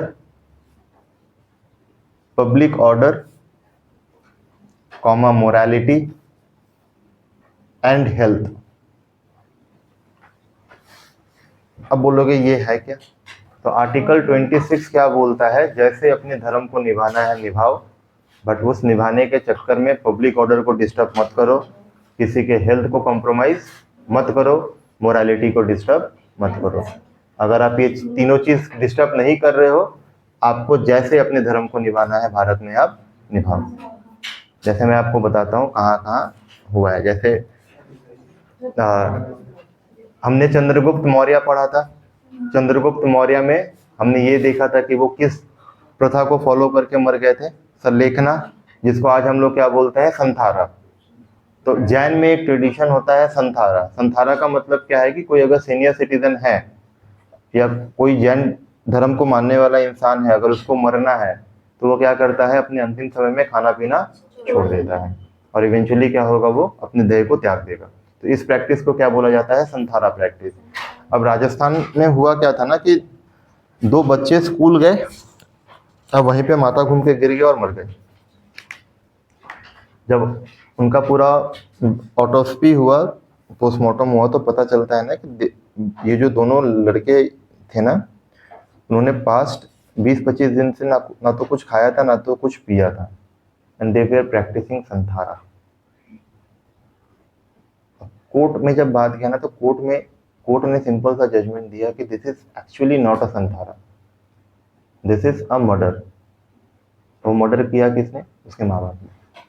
अब आप 13-14 साल के बच्चे को अगर आप संथारा प्रैक्टिस करा रहे हो अपने आँख के सामने, जिसके सामने पूरा जिंदगी पड़ा हुआ है, तो वो ट्रेडिशन नहीं फॉलो कर रहे हैं। Actually you have forced him to die. आपने मजबूर किया उनको मरने के लिए। अगर आपको संथारा प्रैक्टिस करवाना है तो आप सीनियर सिटीजन का कराओ ना, जो एकदम वर्ज पे है खत्म होने का, उनको करवाओ। क्योंकि ये बच्चे से आप क्यों करवा रहे हो? इसके पीछे तो पूरा बहुत जीवन पड़ा हुआ है, बहुत कंट्रीब्यूशन ये कर सकता है अपने देश के लिए। तो ये संथारा नहीं प्रैक्टिस करेगा। तो संथारा को क्या किया गया, आज के डेट में रेगुलेट कर दिया गया है। Only the senior citizen can practice. Clear है? उसी तरह देखो, मुस्लिम्स में एक पर्टिकुलर कम्युनिटी होता है जहाँ पे वो लोग एक ट्रेडिशन फॉलो करते हैं जिसको हम लोग आम भाषा में खतना बोलते हैं। खतना क्या होता है ना, कि जो मेल एंड फीमेल होते हैं ना, उनके जो प्राइवेट पार्ट्स होते हैं वहाँ पे वो लोग थोड़ा कट लगाते हैं। अब वो जो कट लगाने वाला इंसान होता है ना, वो कोई प्रोफेशनल डॉक्टर नहीं होता है, ठीक है, नॉर्मल एक मौलवी साहब होते हैं। और वो जो इंस्ट्रूमेंट भी इस्तेमाल करता है ना, वो एक इंस्ट्रूमेंट से मल्टीपल लोगों का खतना किया जाता है, तो जिसके वजह से इन्फेक्शन वगैरह भी बहुत होता है and the child could die. तो खतना को भी कहीं ना कहीं रेगुलेट किया गया है। अपना जागरण हो गया, हेल्थ पे कॉम्प्रोमाइज था, स्लीप पे कॉम्प्रोमाइज था, तो इसीलिए क्या किया गया, जागरण को भी रेगुलेट किया गया और माता की चौकी का कंसेप्ट आया है। यही आपका आर्टिकल 26। जैसे अपने धर्म को निभाना है निभाओ, बट वो 3 चीज क्या नहीं होना चाहिए, आपका डिस्टर्ब नहीं होना चाहिए। आइए आर्टिकल 27। हे राम जी, जैसे मुस्लिम में आपका था ना इंस्टेंटेनियस ट्रिपल तलाक, उसको भी बैन कर दिया गया। इंस्टेंटेनियस ट्रिपल तलाक क्या था कि कोई आदमी चढ़ा के आता था, होश में नहीं होता था और गुस्से में 3 बार बोल देगा तो अगला दिन तलाक। बट ये बहुत बड़ा नेक्सस था, ठीक है। नेक्सस इन दी सेंस ना कि उस पर्टिकुलर कम्युनिटी में ना ब्रोकर हो गए थे जो शादी करवाते थे और शादी तोड़वाते थे, ठीक है। ये और इसका कनेक्शन आपका सेक्सुअल एक्टिविटी से भी है, ठीक है, कभी बाद में डिस्कस करेंगे, अभी नहीं करेंगे इसको। आइए आर्टिकल 27 आइए। आर्टिकल 27 लिखे, it brings out the true character of secular nature of India. Brings out the true character of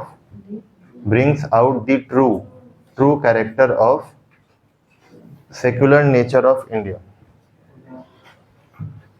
True character of secular nature of SECULAR, secular nature of India, as it prohibits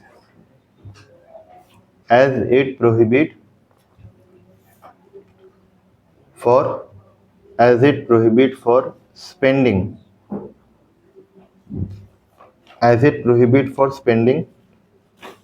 tax collection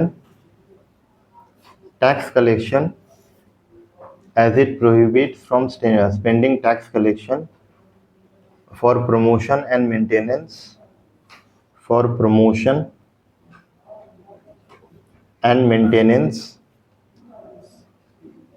of any particular religion.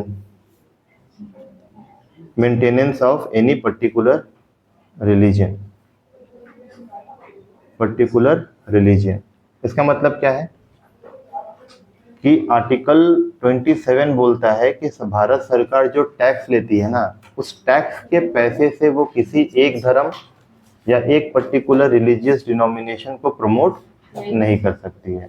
क्यों नहीं कर सकती है? क्योंकि भारत क्या है, भारत एक secular country है, भारत का कोई ऑफिशियल रिलीजन नहीं है। अगर भारत सरकार को टैक्स कलेक्शन का पैसा खर्च करना है तो वो इक्वल अमाउंट पे सभी धर्मों के ऊपर खर्चा करे, किसी एक धर्म को प्रमोट नहीं कर सकती है। ये आपका आर्टिकल 27। टैक्स का पैसा नहीं खर्चा होगा, लेकिन आपके पास बहुत पैसा है, आपने सरकार को डोनेशन दे दिया कि सर ये लो, मैं आपको 10 लाख रुपए दे रहा हूँ, 20 लाख रुपए दे रहा हूँ, मैं चाहता हूँ कि इस जगह पे एक मंदिर बना दो, तो सरकार वो कर सकती है। डोनेशन का पैसा सरकार किसी एक ग्रुप या एक रिलीजन के ऊपर खर्च कर सकती है, लेकिन टैक्स का पैसा नहीं खर्च कर सकती। क्लियर है इतना? तो यहाँ पे जो कीवर्ड आपको हाईलाइट करना है वो क्या है? Tax collection. क्लियर है? अब आइए आर्टिकल 28। आज हाथ दर्द दे दिया होगा लिखते लिखते। आर्टिकल 28, इसको लिखो डील्स विथ इम्पार्टिंग,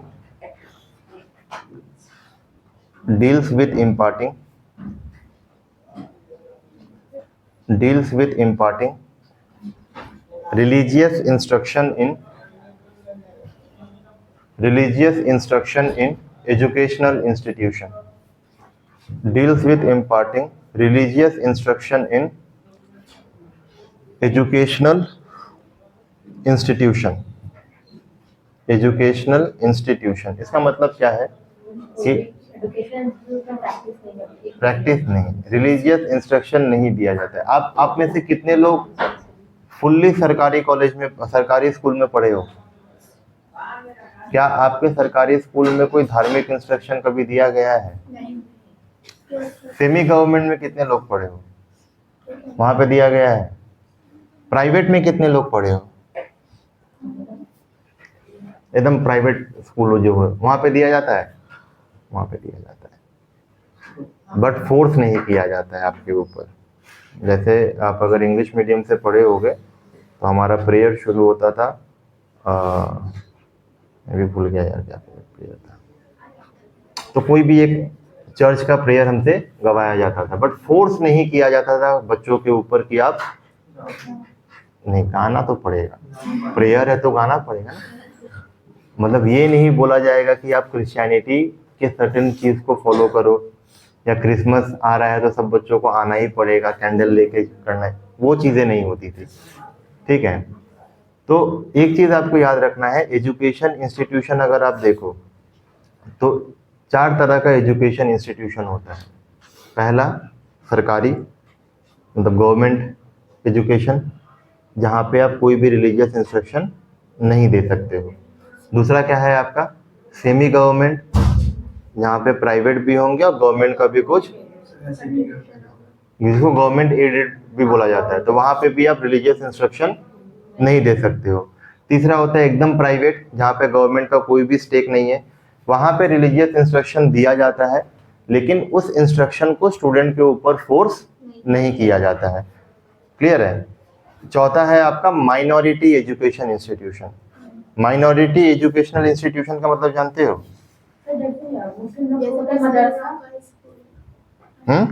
मदरसा। हाँ, तो वहाँ पे क्या हो गया आपका, वहाँ पे आपको रिलीजियस इंस्ट्रक्शन दिया जाएगा, that could can be compelled, कि आपको फॉलो करना ही पड़ेगा। क्लियर है? तो ये हो गया आपका आर्टिकल 28। बोलो। एक इंसिडेंट देखा मैंने ऐसे हाँ, कि मतलब एक लेडी को कंप्लीट कर रही है, ऐसे उसका बच्चा से मतलब 2 to 3 क्लास में होगा, स्कूल में जाएगा, मतलब नॉर्मली स्कूल जाता है, स्कूल से आने के बाद आया, हाथ पांव धोया, खाया, उसके बाद बोलता था आमीन, तो उसने उस पे गौर की, तो पूछी तुमको कौन बोल रहा है, तो उन्होंने मेरे स्कूल में मैम सिखाती है। तो वो गलत चीज है ना। फिर जब उसकी मम्मी थी तो वो स्कूल जाके कंप्लेन की कि आप ऐसा क्यों कर रहे हैं क्लास टीचर को, क्लास टीचर बोले कि मुझे ऊपर से प्रेशर है, ऊपर से प्रेशर है, तो you directly complain it to the, पहले अथॉरिटी को कंप्लेन करो, किस तरह से रिलीजियस इंस्ट्रक्शन दिया जा रहा है। अथॉरिटी ना सुने, फंडामेंटल राइट का वायलेशन है, सीधा कोर्ट में केस कर दो। आपके पास ऑप्शन है ना, आप संविधान में लिखा गया है कि अगर आप का प्राइवेट स्कूल है तो आप दो, आप क्लास में आ रहे हो आमीन बोलो, बट आप फोर्स मत करो बच्चों को कि आपको बोलना ही पड़ेगा। आप आमीन बोलवा के क्या करना चाहते हो? कन्वर्ट थोड़ी करवा लोगे। क्या होता है, क्लासेस छोड़ के नीचे लोग नमाज पढ़ रहे हैं, वो that is a different thing, वो आप करो ना, वो आपको तो नहीं ना बोल रहे हैं कि आके पढ़ो, तो वो तो होता है, डिस्टर्ब होता है तो आपको नहीं ना बोल रहे कि आप आके नमाज पढ़ो बैठ के। अच्छा, वो क्यों नहीं वायलेशन है दूसरे स्टूडेंट्स के लिए, लाइक वहाँ तो किसी का वो कंसेप्ट अलग हो जाएगा। फिर आप उसमें पढ़ना शुरू करोगे तो फिर वहां से काउंटर आता है कि आपका भी तो भी पूजा आ रहा है लगातार, आ रहा है ना। अभी गणेश पूजा गया, अभी विश्वकर्मा पूजा गया, अभी दुर्गा पूजा चलेगा, फिर दिवाली आएगा। क्या इसके बीच में गवर्नमेंट एग्जाम नहीं है? गवर्नमेंट नहीं, कॉलेज एग्जाम। हमें कॉलेज एग्जाम तो ठीक है, इसके बीच में कॉलेज एग्जाम नहीं है, गवर्नमेंट एग्जाम नहीं है। वहाँ पे जब लाउड स्पीकर बजेगा तो आप पढ़ पाओगे? तो काउंटर बहुत आते रहेंगे। ठीक है, मैं बोल रहा हूँ कि प्राइवेट इंस्टीट्यूशन है, वहाँ पे आप करो, बट आपको कोई फोर्स नहीं कर सकता है। क्लियर है? अब आइए लास्ट 2 आर्टिकल है, लिख के खत्म करो। आर्टिकल 29 लिखो, जल्दी जल्दी लिखो, 5 मिनट एक्स्ट्रा जाएगा, जाने तो कोई दिक्कत नहीं है, बट थोड़ा जल्दी करो इसको। आर्टिकल 29 लिखो। It protection of interest of, ऐसे लिखो, ऐसे लिखो, काट दो इसको। देखो, any section of Indian citizen, any section of Indian citizen residing in India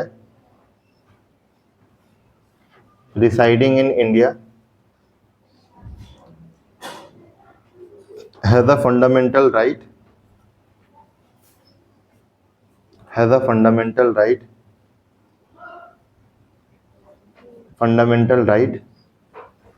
to protect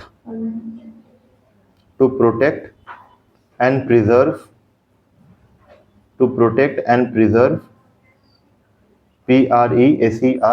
preserve their distinct language,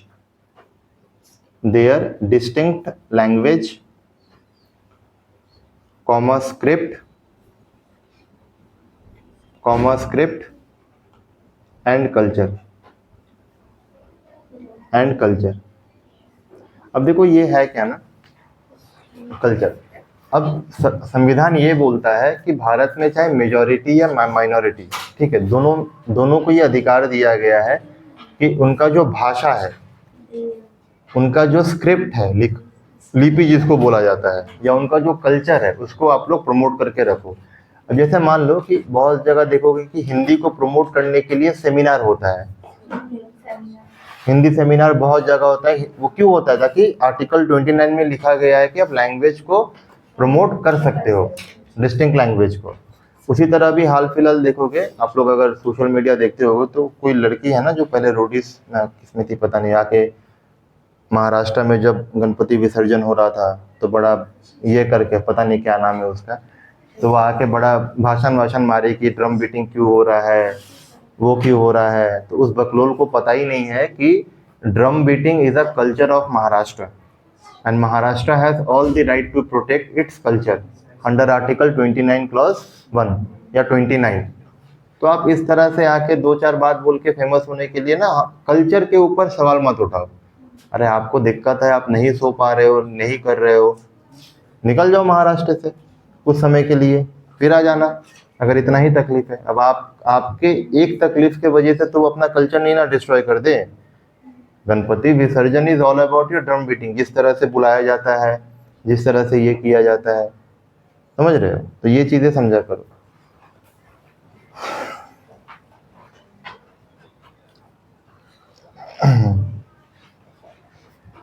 last लिखो आर्टिकल 30।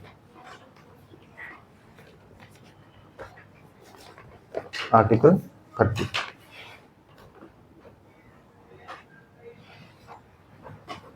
देखो, it deals with right of minorities, it deals with right of minorities,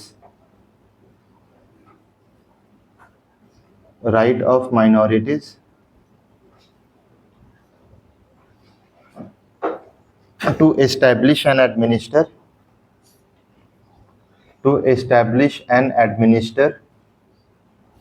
educational institution and administer educational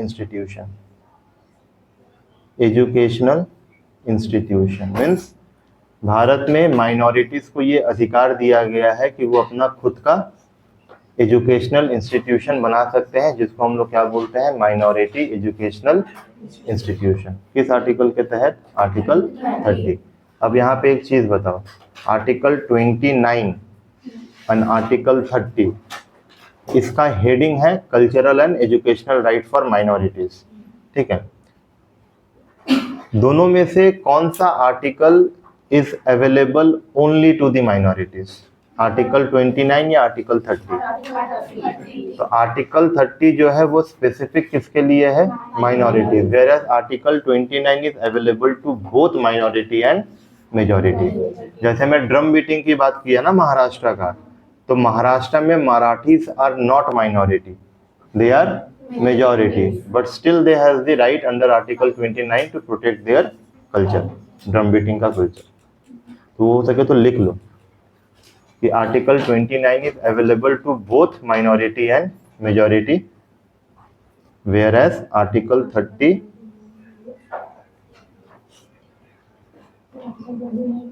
is available to both minority and majority, whereas article 30 is to the minorities, ठीक है। एक line और लिख के रखो, article 30 classifies, last point है फिर निकल जाओ। Article 30 classify minority on the basis of religion and language, on the basis of religion and language। तो आर्टिकल 30 क्या बोलता है कि जो माइनॉरिटी शब्द है, इस माइनॉरिटी शब्द को हम कैसे डिफाइन करते हैं? तो on the basis of religion and language. मान लो कोई एक पर्टिकुलर एरिया है जहाँ पे हिंदूज का संख्या बहुत ज़्यादा है, लेकिन क्रिश्चियन हो गया, सिख हो गया, इनका संख्या बहुत कम है, तो उस एरिया में क्रिश्चियन या सिख क्या हो जाएंगे? आपके माइनॉरिटी। उसी तरह मान लो कुछ एरिया ऐसा है जहाँ पे मैथिली बहुत बोला जाता है, लेकिन कुछ ट्राइबल लैंग्वेज जो है जो उस एरिया में बहुत कम बोले जाते हैं, तो वो ट्राइबल लैंग्वेज उस एरिया के क्या हो जाएंगे? माइनॉरिटी। तो minority is classified on the basis of religion and language, आपको याद रखना है, इसको हाईलाइट करके रखना है। ठीक है, इसको बंद कर दीजिए।